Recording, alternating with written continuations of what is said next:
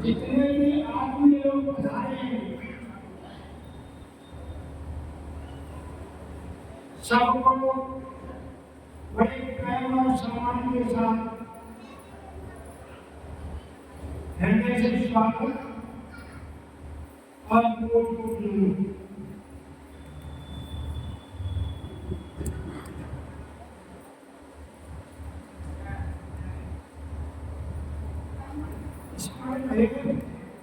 ये पंचगनी जो विद्या है, जो उपनिषदों का विषय है,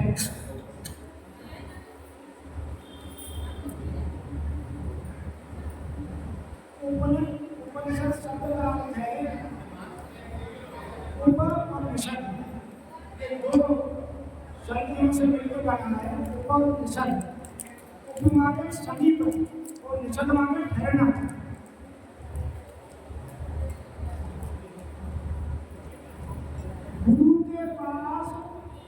शिष्य का ठहर करके और वो राष्ट्रीय ज्ञान की प्राप्ति, यह है उपनिषद।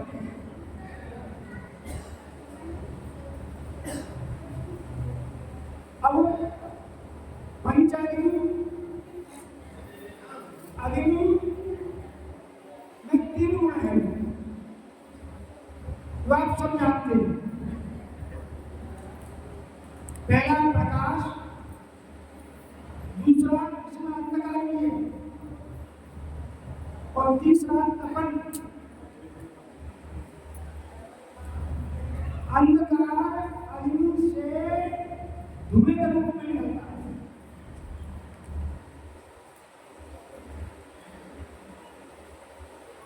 इसीलिए तो भौतिक अग्नि की बात नहीं, लेकिन एक अध्यात्म अग्नि और है जिसका नाम है आत्मा परमाणु। इसमें तीन मॉलिक्यूल हैं, प्रकाश, अंधकार और पदार्थों को चलाने की क्षमता। जिसकी सृष्टि में जो कुछ भी है सब चलाया जा रहा है, जो अग्नि का गुण है।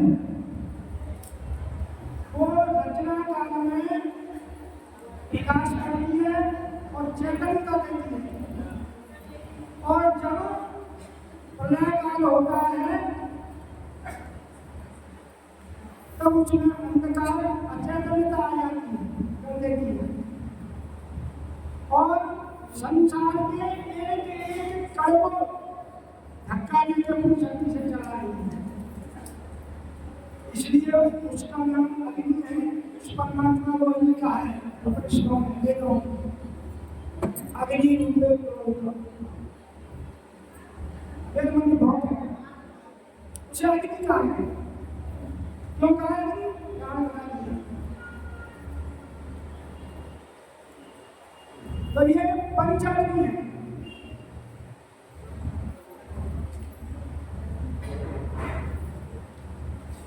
ये आत्मा 5 ग्रेड है एक ही आत्मा और 5 ग्रेड है। आनंद में आत्मा, विज्ञान में आत्मा,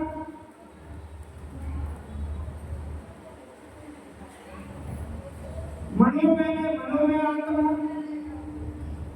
प्राण में आत्मा और अन्न में आत्मा। इसका जो प्रत्यक्ष और संपूर्ण रूप से जान लेता है, इसलिए इसको पंचमी विद्या कहते हैं। जो इसको जानता है उसको गुरु कहते हैं। गुरु वो है इस 5 अंगी विद्या को सम्यक प्रकार से अच्छी तरह जानना है, वो गुरु है। ऐसे गुरु भगवान नित्यानंद और मुक्तानंद।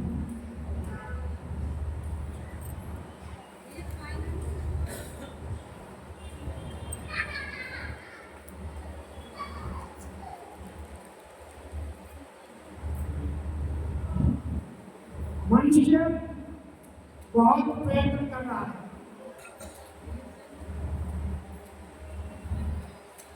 वह बैंकों में पैसे जमा कर रहा है,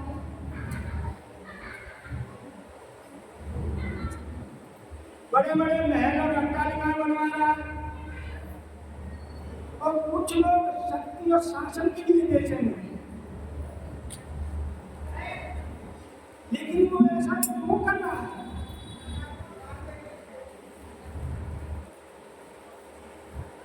इसका उत्तर है केवल आनंद के लिए। लेकिन सच्चा आनंद तो परमात्मा में है, वो इसका स्रोत है आनंद का। जब तक हम उसे नहीं जानेंगे, उसके पास नहीं जाएंगे, तब तक वो आनंद लेना असंभव है। लेकिन आप संसार को देखें तो संसार विनाश की तरफ जा रहा है। ऐसे ऐसे घातक हथियार बन चुके हैं जो बहुत कम समय में नाश कर दे सबका कैसे। इस सबको देखते हुए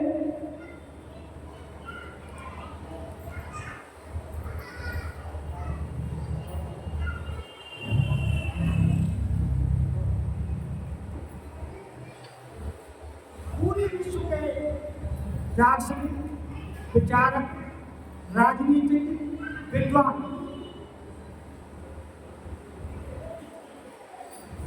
बड़े बेचैन हैं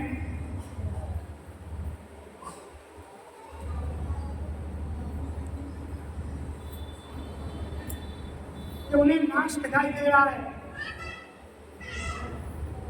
मेरे हजारों में। और तो बड़े बड़े शासन और शक्ति कहते हैं इस तरह शांति का, इस तरह शांति हो जाए और आपके सामने युद्ध चल रहे हैं, ये अच्छी निशानी नहीं है।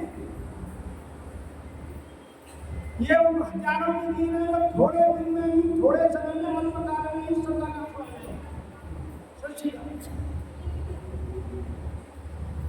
तो इस पर वेद क्या कहता है?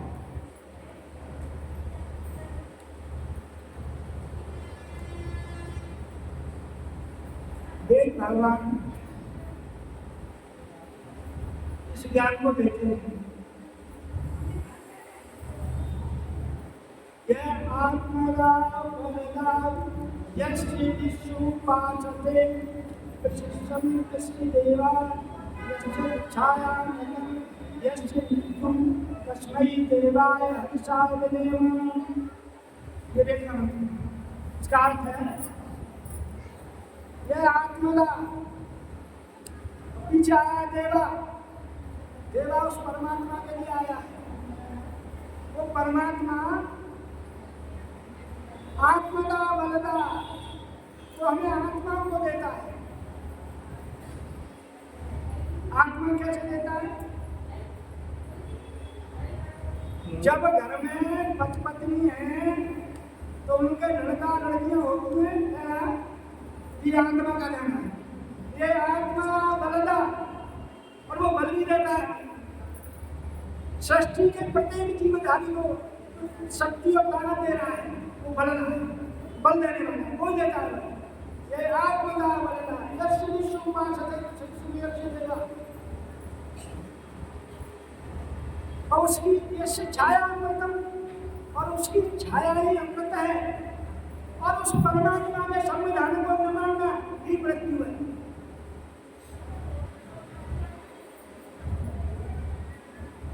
लेकिन वो पारसनीय है, वो सर्वशक्तिमान है, लेकिन हम उससे ही पूछ रहे हैं, हमारी राह उल्टी चली है। हम उसे जानने के नाम पर अनेक प्रकार की बातें, अनेक प्रकार की साधनाएं कर रहे हैं, मूल रूप उससे भटक गए।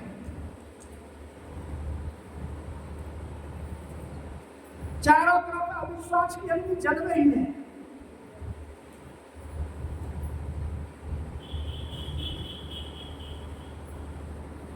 इस अग्नि सागर में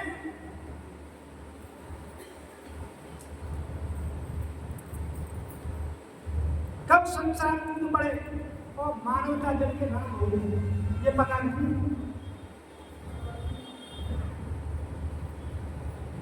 लेकिन जिनको ज्योति और अमृत मिली है, वो पूछते, वो चिल्ला रहे, पूछ रहे,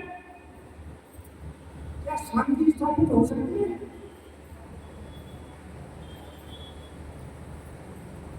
तो इसको देखते हुए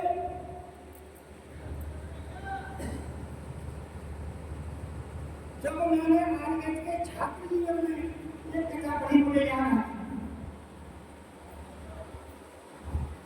एक बार ऐसा हुआ, चरक संहिता आर्यन का मूल ग्रंथ है जो प्रारंभिक क्लास में पढ़ाया जाता है। जब महर्षि पुनर्वसु ने उसको लिख दिया, उसे मूर्त रूप दे दिया, तो वो घने जंगल में कानूनी में आए थे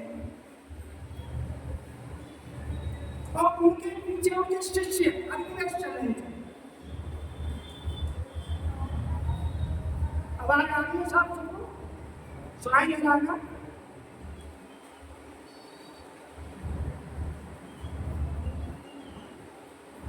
तो वो आगे चलते चलते अचानक रुक जाते हैं।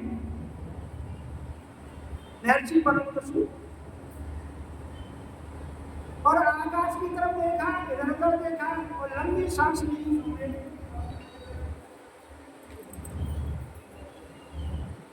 और कहा, ना सामने बढ़ो, ना सामने।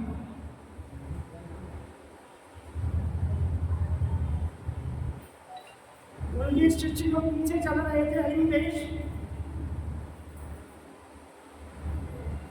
उन्होंने किया, गुरुदेव कैसा नाश?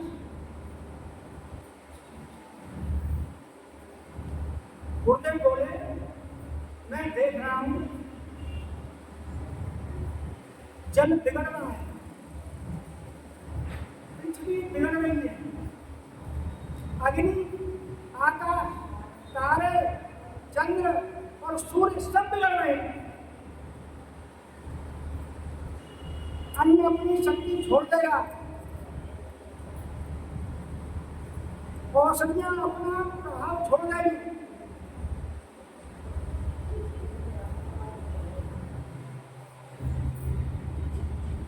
भयानक भूकंप उठेंगे, आंधियां आएंगी, ये मानव बचेगा नहीं, बचेगा। ऐसी भविष्यवाणी महर्षि पुनर्वसु ने अपनी चरक संहिता के विराट स्थान के तीसरे अध्याय में की।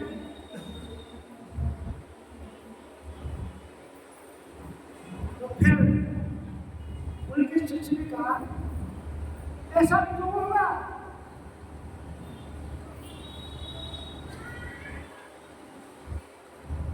उन्होंने उसका उत्तर दिया है, मनुष्य धर्म और सत्य के मार्ग को छोड़ देगा,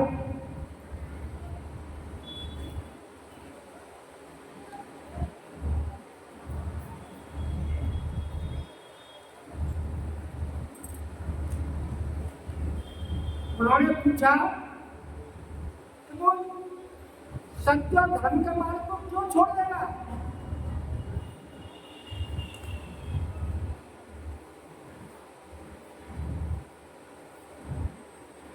बुद्धि के खराब हो जाने के कारण सबसे पहले बुद्धि खराब हो, इसलिए वो सत्य से विपरीत रास्ता अपनाएगा और धर्म के रास्ते में नहीं चलेगा। अगर किसी रोग का कारण उत्पन्न हो जाए तो रोग का आना अवश्य भावी है, निश्चित रूप से होगा।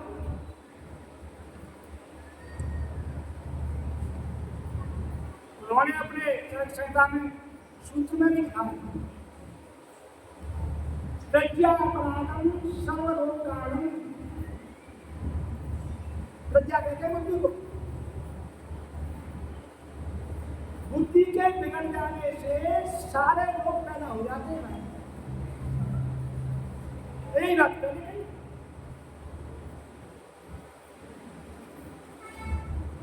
बुद्धि के बिगड़ जाने से केवल शारीरिक रोग ही पैदा नहीं होता है, राजनीतिक रोग भी पैदा होता है। राजनीति में कितनी आ रही है, ये उसी का कारण है। ये मूल सूत्रों को समझ लो।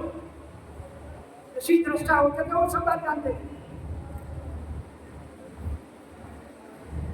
सामाजिक रोग भी पैदा हो जाते हैं, पारिवारिक रोग भी पैदा हो जाते हैं, आत्मिक रोग भी पैदा हो जाते हैं, सब प्रकार के रोग पैदा हो जाते हैं। राजनीतिक, पारिवारिक, सामाजिक, राजनीतिक, और बुद्धि उनके बारे में चलना शुरू कर देगी।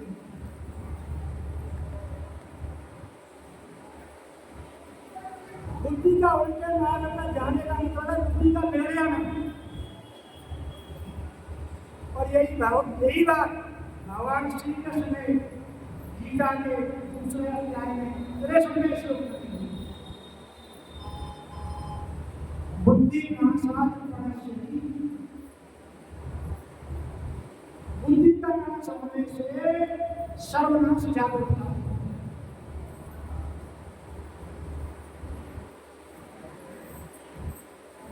और यही बात महाभारत के वीडियो में भी आई है।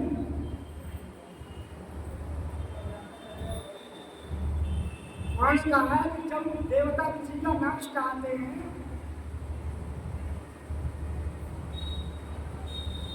तो उसकी बुद्धि को बिगाड़ देते हैं और वो गलत रास्ते में चलना शुरू कर देता है और नाश हो जाता है। और जब वो उसकी रक्षा, किसी की रक्षा करना चाहते हैं तो रक्षा के लिए कोई अंग रक्षा करने के लिए तो जाकर उनकी रक्षा करो।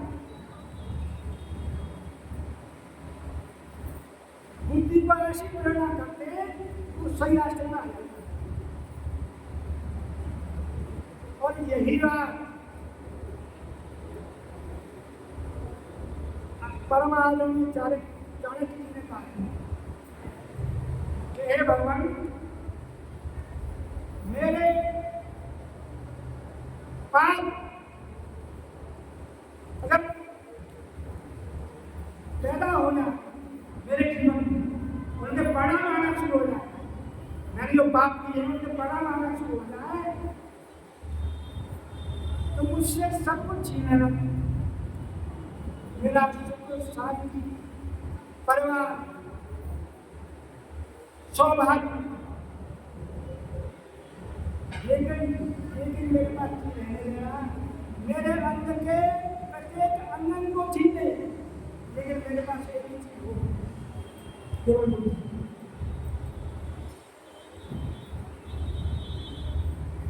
तो आप समझ लो बुद्धि कितनी इंपॉर्टेंट चीज है।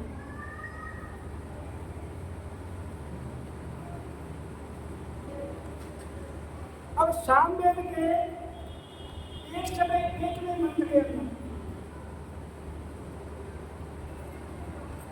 ये वेद भगवान को अनूठा कहते हैं साहब।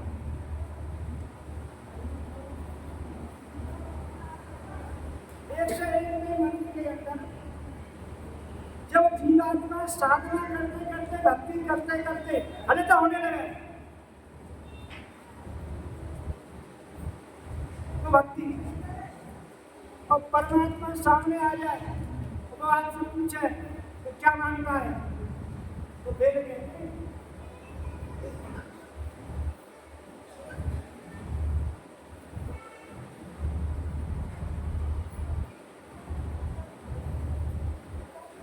उससे संसार की वस्तुएं मत मांगना,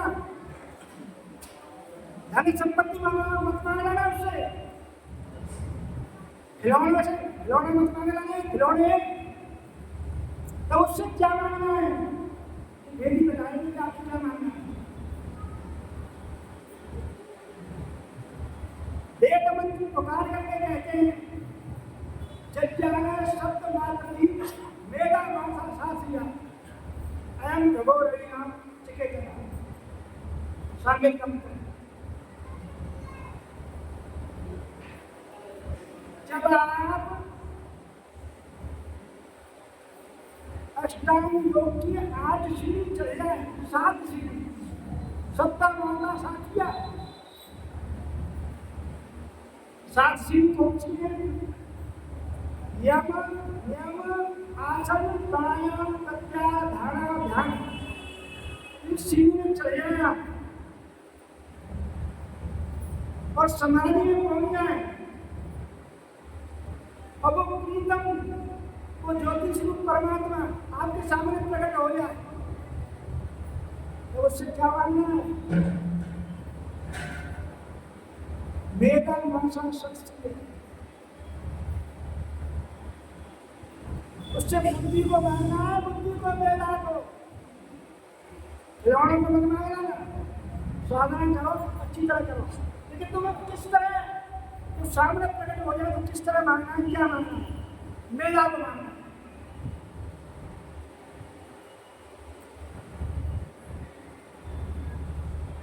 ये वेद मंत्र मेला के लिए कहते हैं। और अगला मंत्र भी है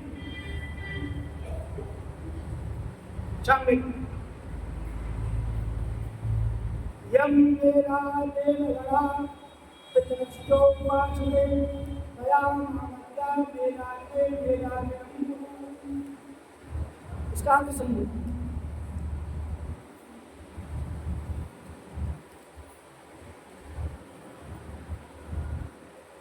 यम वेदा देवगणा पितृस्थोपासते,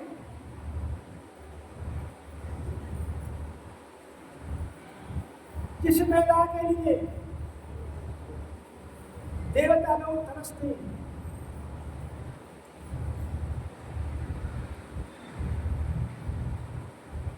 और विद्वान लोग उसकी उपासना करते हैं, तो जानते हैं यम वेदा देवगणा पितृस्थोपासते दया महामत्या।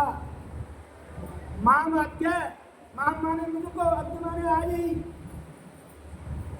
देव अग्नि, हे अग्नि स्वरूप परमेश्वर, यहाँ पर अग्नि आई, ये अग्नि स्वरूप परमेश्वर, उससे मुझे मेरा मांगना।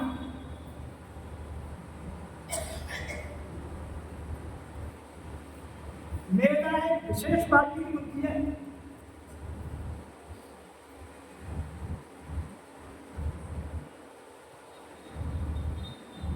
जब बुद्धि खराब हो जाती है तो सगे भाई आपस में लड़ जाते हैं, धन किसी काम का नहीं रहता, सब खेल खत्म हो जाता है।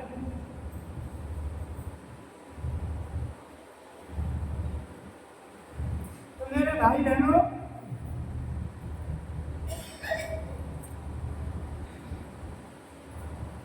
ये 3 प्रकार की बुद्धि बताई। बुद्धि, बुद्धि और सुबुद्धि। इससे आगे बुद्धि है तो मेला के बारे में बात होती है। मेला, मेला वो बुद्धि है जिससे मर्यादा का ज्ञान होता है।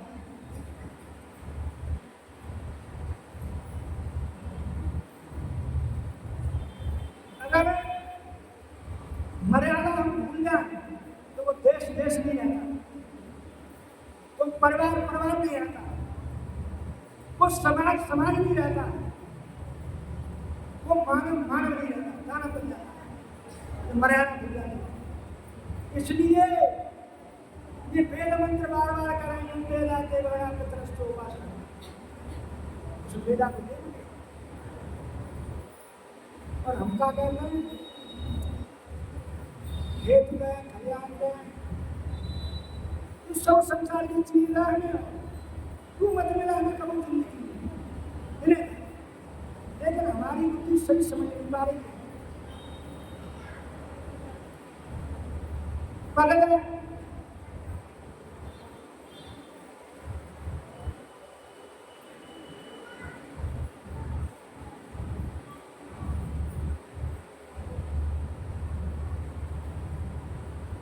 इस मेधा से भी आगे की बुद्धि है, इसे प्रज्ञा बोलते हैं, इसे प्रतिभा भी कहते हैं।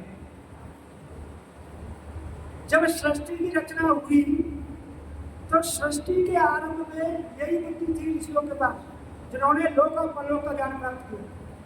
इस बुद्धि से प्राप्त हुआ है। और इससे आगे भी एक बुद्धि है, उसे कहते हैं ऋतंभरा।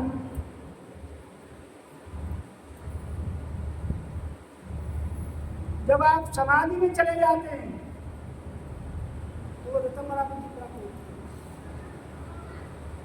ऋतंभरा का मतलब है, ऋत का मतलब है अपरिवर्तनीय सत्य, अटल सत्य। वो अटल सत्यवादी बुद्धि प्राप्त हो जाती है और वो समाधि प्राप्त होती है। जैसे उदाहरण, सत्य में और ऋतंभरा में अंतर है। ऋतंभरा भी सत्य है, पर वो अटल सत्य है, और दूसरे सत्य वो भी सत्य है और वो बदलते हैं। जैसे इस समय घड़ी में जो टाइम हो रहा है, आप देख लो। आपने मुझे पूछा क्या टाइम हो गया, मैंने कहा 11:15। आधे घंटे बाद फिर कहा अब क्या टाइम है, मैंने कहा 12:15 है।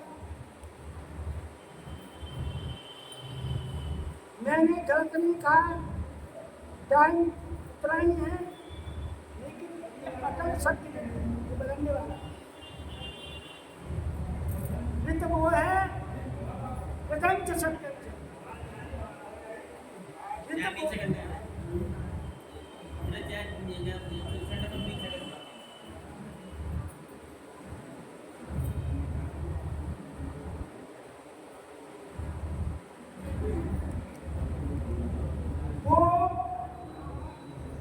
जो प्रकृति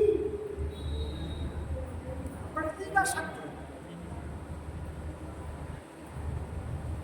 जैसे जब सृष्टि हुई तो सृष्टि में सबसे पहले सूर्य बना, और वो सूर्य जब बना तब सूर्य रोशनी देता था उस समय भी, और आज भी दे रहा है, और करोड़ों वर्षों के बाद भी रोशनी दे रहा है। ये है अटल शक्ति। अग्नि आज भी जला रही है और बहुत समय बाद भी जलाएगी। ये है अटल शक्ति। ये ऋतंभरा बुद्धि से प्राप्त होता है।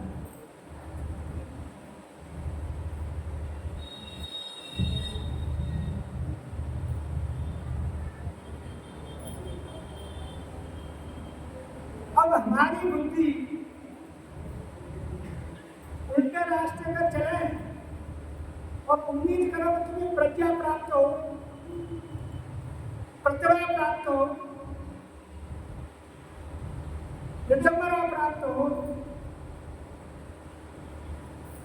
नाचने कूदने वाला ज्ञान प्राप्त कर रहे हैं। दुनिया भर की कथा बोल मेरे बाप को शायद पता नहीं, नाच कूद होगा।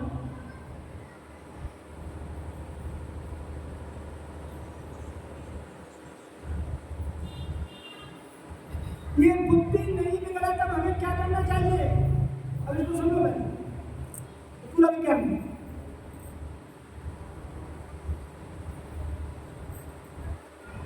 अगर बुद्धि बिगड़ गई तो सर्वनाश, और बुद्धि नहीं बिगड़े तब क्या करना चाहिए?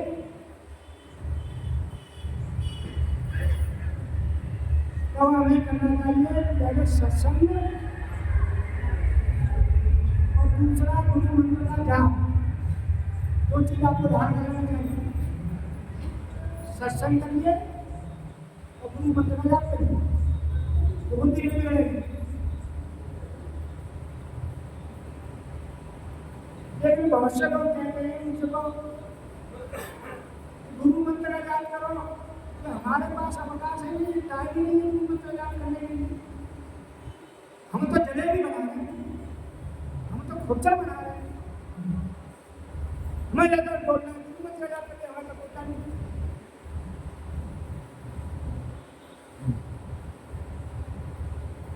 हम कहने भाई थोड़ा सा टाइम निकाल लो उसमें से, अभ्यास डाल लो भाई।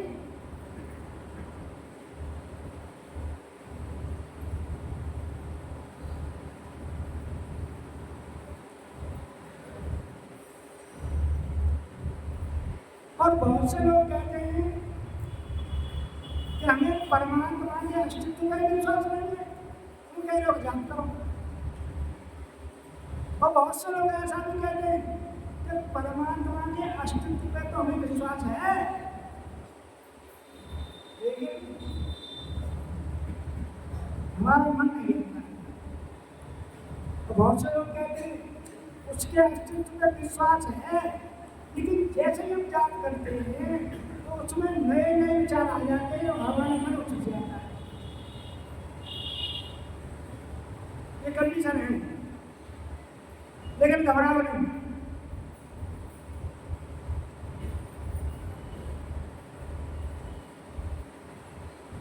जिस समय हलवाई चाशनी बना रहा हो उस समय उसकी दुआ में पहुंच जाए।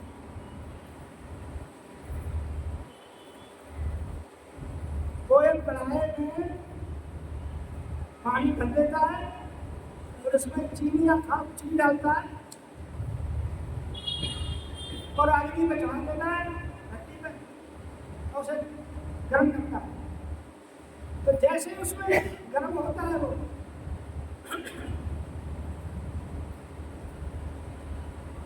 उसमें उबाली आती है, तो उसमें उबालियों में महबूब पर आना शुरू हो जाता है, लेकिन वो दूध डाल देता है, दूध डालता है और वो जितना मैल था वो ऊपर आने लगता है, उसे निकाल के हटाया जाता है और ये प्रक्रिया वो लगातार जारी रहता है। जब बिल्कुल चाशनी में से मन नहीं रहता तो शुद्ध चाशनी बनकर तैयार होगा। यदि हमारे मन की दशा मेरे भाई वो भागता है और चलता है, गुरु मंत्र रूपी दूध को उसमें डाल दो, जाप करो,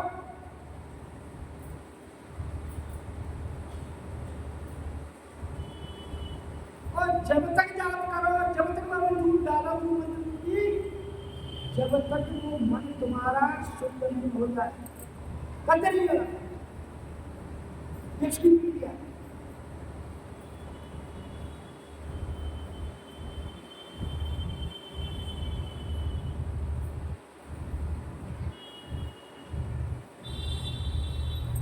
अब बहुत से लोग ये कहते हैं कि हमें उसके अस्तित्व में विश्वास नहीं, तो फिर उनको कैसे समझाया? वो नास्तिक है।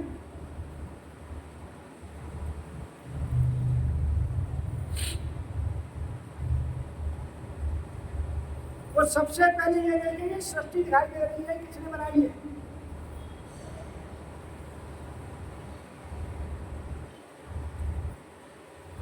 एक सुई भी बनती है।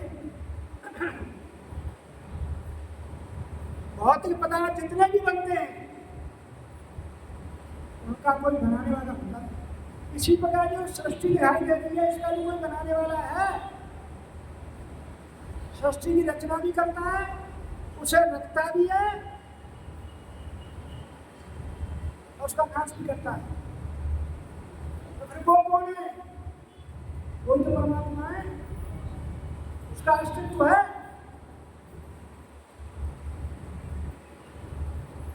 तो मैं आपको एक कथा के माध्यम से इसे समझाने का प्रयत्न करता हूँ।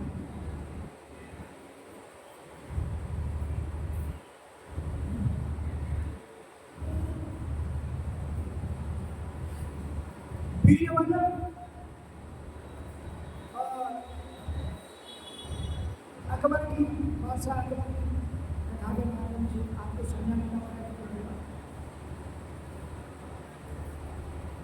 बादशाह अकबर के यहाँ बीरबल रहते थे, वो महामंत्री थे, वहाँ बड़े विद्वान थे, सात्विक प्रवृत्ति के थे, चिंतन करते थे, भगवान का भजन करते थे। तो कभी कभी बादशाह से कहते थे कि उसका चिंतन करो भगवान, परमात्मा का चिंतन करो। अब तुम उसे अल्लाह कहते तो अल्लाह का नाम।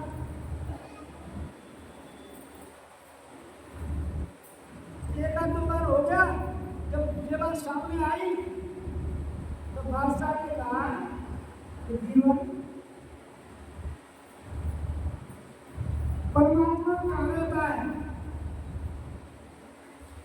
और उसका दर्शन कैसे किया जाता है और वो क्या करता है? 3 प्रश्न डाल दिए।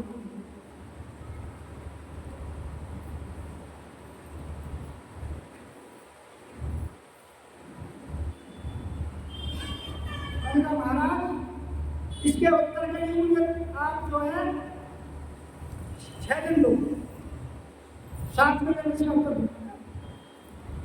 ठीक है, आप 7 में दे दें।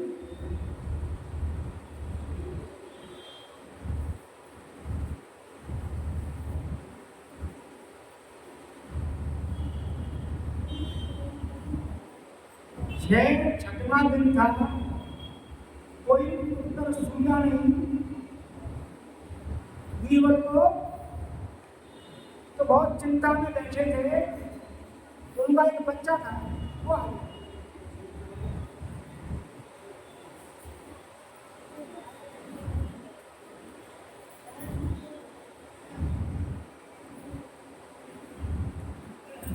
उन्होंने कहा पिताजी चिंता में कैसे? बेटे बादशाह ने मुझसे 3 प्रश्न किए। तुम परमात्मा कहाँ रहता है, उसका साक्षात्कार, उसका दर्शन कैसे होता है और वो क्या करता है? अब मुझे उसका उत्तर सुन नहीं रहा है, मैं चिंता में।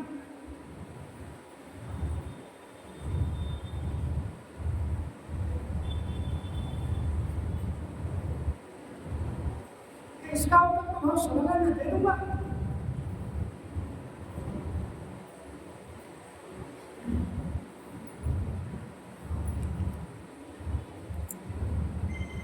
बताओ क्या है? आपको भाषा को बताऊँ। अगले दिन जब टाइम था, 7वें दिन आप साहब उसको बच्चे को अपने को लेकर के वो सभा में पहुंच जाते राजा की भाषा जाके कहते हैं कि जो आपके प्रश्न है उसका उत्तर एक छोटा बच्चा दिया।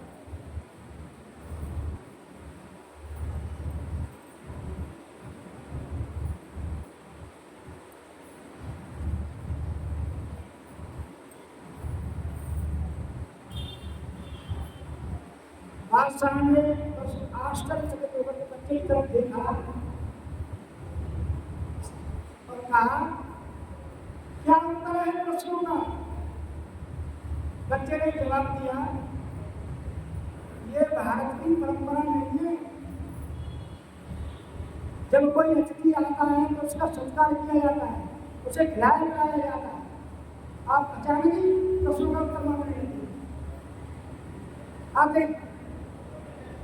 ये हमारे भारतीय संस्कृति में सनातन धर्म में नहीं है। अच्छा बताओ क्या खाओगे?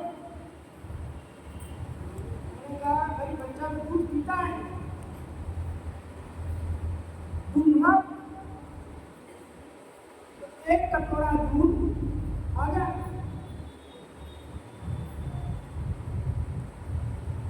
बच्चे ने दूध कटोरा को पकड़ा और उसके बाहर भीतर चारों तरफ देखा और उंगली डाल करके उसे घुमाने लगा।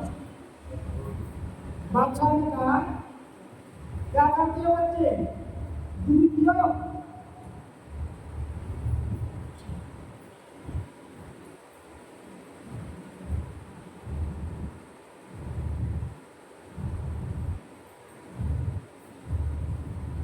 बादशाह ने कहा, वो बच्चे ने कहा तो मैंने ये सुना है कि दूध में मक्खन होता है, लेकिन इसमें तो मक्खन दिखाई नहीं दे रहा है।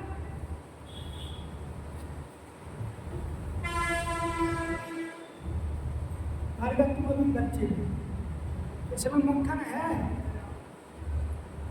लेकिन उसके लिए युक्ति चाहिए, तो नहीं। पहले इसको गर्म करना पड़ेगा दूध को, फिर जमाना पड़ेगा, फिर जो बिलौनी होती है उससे बेलना पड़ेगा, उस पात्र में रख करके उसके मिट्टी का, आपने देखा होगा मक्खा कैसे चलता है, उसे पात्र में रखा जाता है मिट्टी के और बिलौनी से बिलोया जाता है।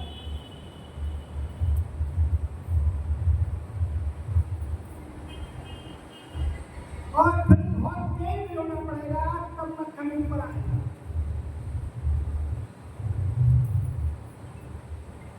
बच्चे ने कहा आपके प्रश्नों का जवाब नहीं है क्या?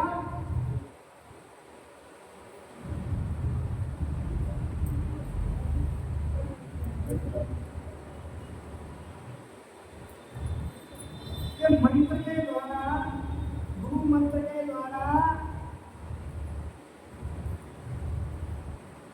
गुरु की मंत्र के द्वारा मन को जमाना पड़ेगा। तो जब मन जम जाए, जमाने का मतलब में क्या है? हमारा मन चंचल है, एक मिनट नहीं रुकता है। हम भजन करने बैठे तो और ज्यादा छलांग लगाने लगता है, और हम उसे रोके तो वो कट्टर हो रहा है, रुकता नहीं, उतरता। तो पहले गुरु मंत्र से मन को जमाना पड़ेगा, वो दली है। और जब मन जम जाएगा, जब धारणा, ध्यान और समाधि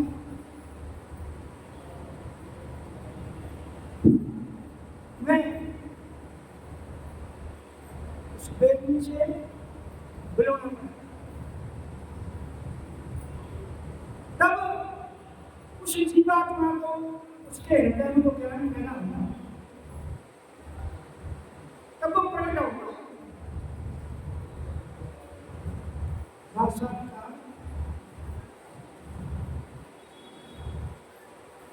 और वो पूरे दूर में जाता था और सृष्टि के एक कण में जात गए हो। आपने प्रश्न किया वो कहाँ रहता है, तो इसका उत्तर ये है कि ऐसी कौन सी जगह जहाँ वो नहीं रहता, स्वर्ग रहता है, बड़का में जाता है। और इसकी गवाही बेटी देती है। ये कहते हैं ईशावास विजन सर्वम यत् किंचित जगत्यां तेन त्यक्ते गीता आकर्ष सुविधा।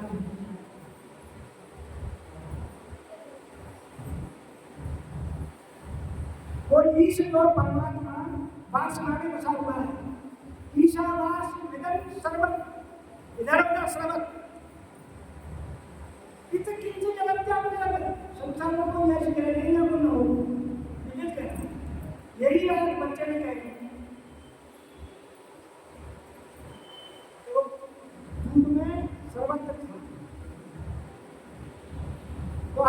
इसका जवाब ये है कि वो सर्वत्र है, सर्वत्र कण में रहता है।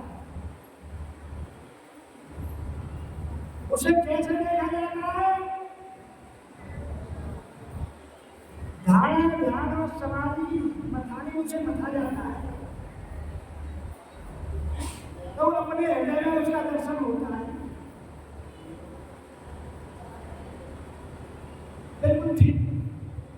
अच्छा ने कहा, मैं तुम्हारे इन उत्तरों से बिल्कुल सेटिस्फाई हूं, आपके उत्तर बिल्कुल ठीक है, लेकिन मेरा एक प्रश्न और रह गया, तो वो कहाँ रहता है और वो क्या करता है? वो कहाँ रहता है, उसका साक्षात्कार कैसे होता है? दूसरा प्रश्न हमारा आएगा कि वो क्या करता है, इसका उत्तर हो।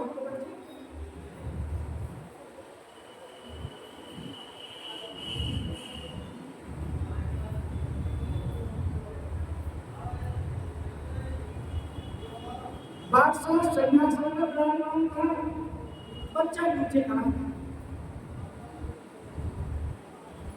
बच्चे ने कहा, इस प्रश्न का उत्तर आप गुरु बन के पूछ रहे हो या शिष्य बन के? हमारे प्रश्न किसी से किया जाता, कोई जानकारी नहीं जाती तो गुरु होता है, गुरु से लिया जाता है, वो तो शिष्य होता है, जो प्रश्न करता है, जानकारी देता है। तो तू बड़े अद्भुत शिष्य हो, गुरु जमीन पे खड़ा है और तू सिंहासन पे बैठे हो, तू कैसे शिष्य हो भाई?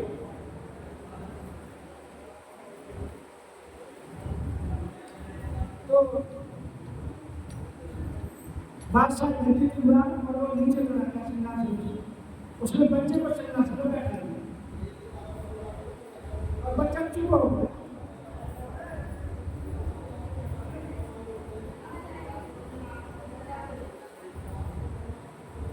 उसमें बच्चे आपने जवाब नहीं दिया है, परमात्मा क्या करता है? अरे तो भूत हो गया, नीचे वाले को ऊपर करता है, ऊपर वाले को नीचे कर देता है। और सृष्टि में यही हो रहा है कि रंग को राजा बना देता है, राजा को रंग बना देता है। नहीं तो बता परमात्मा, तुम्हारे जो कर्म है उसके हिसाब से उसको फल देता हो।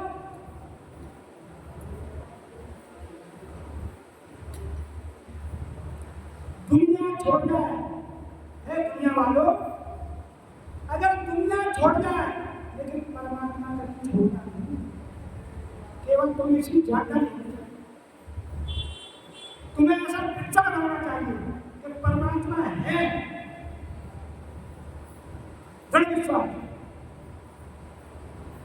और वो कहाँ है? तुम्हारे हृदय में, तुम्हारे अंदर प्रचंड में, हृदय में तो उसको पाया जाना है। शरीर का कोई ऐसा नहीं जहाँ उसकी सत्ता नहीं है, शक्ति में कोई ऐसी नहीं जहाँ उसकी सत्ता नहीं है।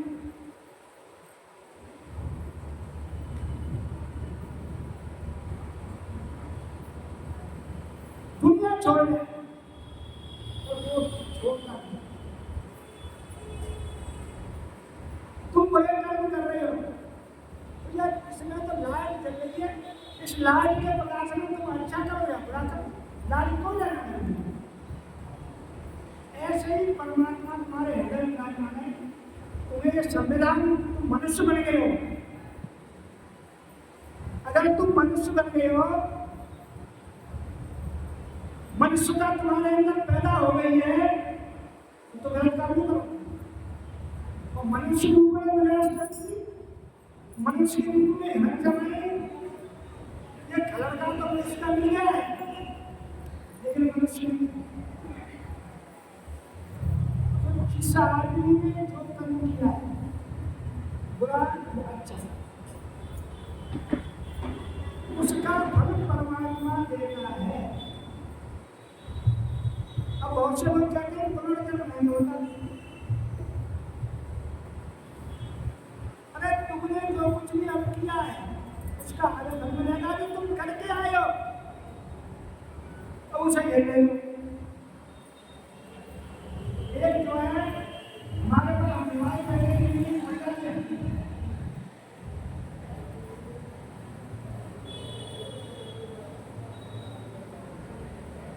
पुजारी जब आगे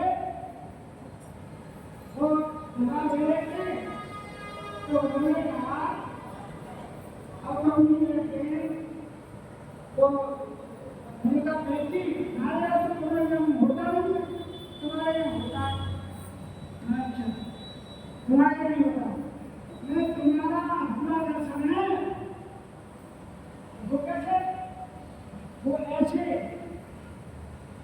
एक छोटा बच्चा पैदा होता है माँ की कुछ और बच्चा बहुत छोटा है लेकिन वो अंदर पैदा होगा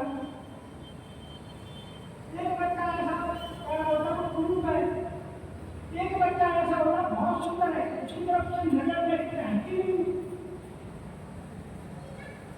उन्हीं ने बताया कि परमात्मा न्यायवादी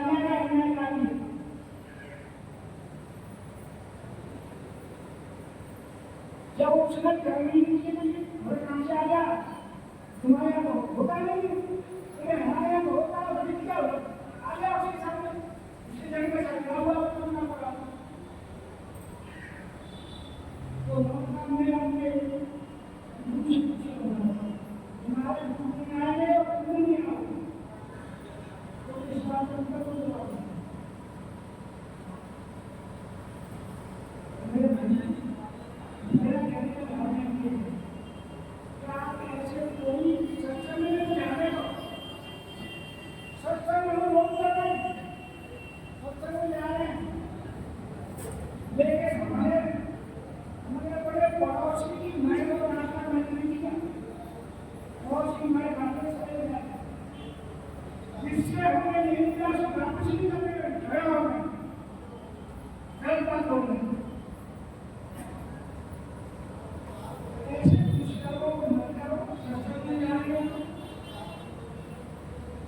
सत्संग में जब समझना हो कि तुम्हें फल होगा उसका फल मिलाना है कि गलती ये समझो कि ये करता है ऐसे कभी नहीं करूँगा मर जाऊंगा परिवार मर जाएगा लेकिन मैं गलत नहीं करूँगा उस समय समझेगा कि तुम सत्संग ले रहे हो तुम्हारी और ऐसा नहीं कर पा रहे हैं तो तुम हम कर रहे हो सत्संग भजन कुछ भी नहीं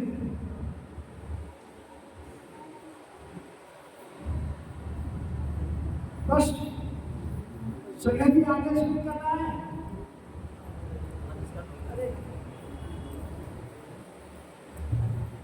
समय आगे शुरू करना है समय पूरा हो चुका है तो एक भजन होगा और भजन के साथ